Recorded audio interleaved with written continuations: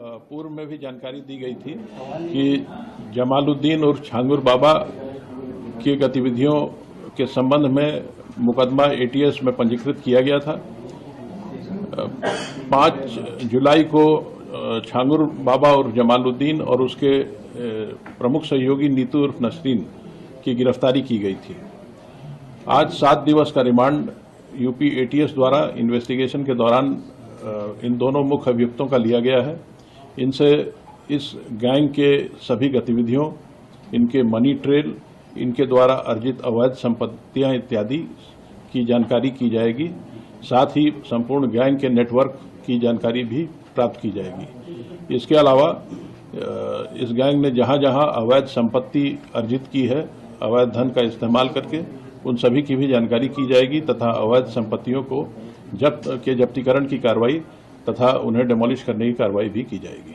Sir, क्या अभी तक जो जितनी भी आगे पहले जांच पड़ताल हुई है, क्या इस बात की कोई जानकारी अब तक कितने लोगों का अवैध धर्मांतरण कराया होगा, कितनी महिलाएं होंगी, कितने पुरुष होंगे, कोई आइडिया? इस संबंध में अभी कोई गैस करना उचित नहीं है, क्योंकि एटीएस इस पूरे प्रकरण की विस्तृत जानकारी कर रही है, उसमें गहन विवेचना कर रही है। लेकिन ये इस बात की जानकारी हुई है कि लगभग 15 वर्षों से यह गैंग वहां कार्य कर रहा था और इस दौरान इसने काफी बड़ी संख्या में धर्मांतरण कराए हैं। सर, जो एफआईआर एटीएस की है उसमें जमालुद्दीन के भतीजे का भी नाम है, सबरोज का, और इसका भांजा है शहाबुद्दीन, एक नागपुर का ईदुल इस्लाम भी है। 9 नामजद आरोपी हैं, मात्र 4 गिरफ्तार हैं।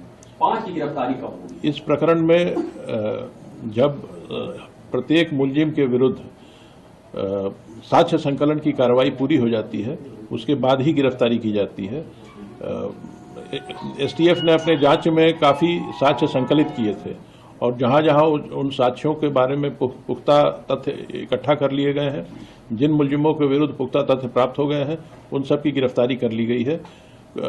आगे की कार्रवाई जारी रहेगी। सर, एक मोहम्मद अहमद का नाम है जो पूना में बैठा हुआ है। यहाँ कुछ लोग उसको राइट हैंड भी बताते हैं, लेकिन अब उसका बयान आ रहा है, वो खुद अपने आप को पीड़ित बता रहा है और ये बता रहा है कि छांगुर बाबा का मुख्तार अंसारी से भी कनेक्शन है। छांगुर बाबा के सारे कनेक्शंस की जांच की जा रही है। किसी भी एक व्यक्ति के बयान को जमीनी तथ्यों से उसके खिलाफ अवेलेबल एविडेंस की कसौटी पे कसना पड़ता है। जब सारे जानकारियां इकट्ठी हो जाएंगी तभी मैं इस पर कोई स्टेटमेंट दे पाऊंगा। मोहम्मद अहमद आरोपी है? मोहम्मद अहमद आपके लिए आरोपी है? सर, मोहम्मद अहमद इस प्रकरण में नामजद है और एटीएस उसके संबंध में जांच कर रही है।